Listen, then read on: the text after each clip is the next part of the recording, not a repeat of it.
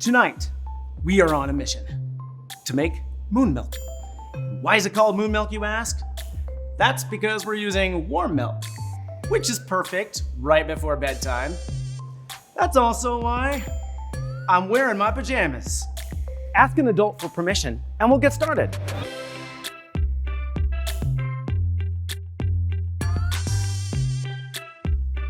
Things are about to get hot. Speaking of hot, did you know that some parts of the moon can reach up to 248 degrees Fahrenheit? Woohoo! Past the SPF 500. Cinnamon.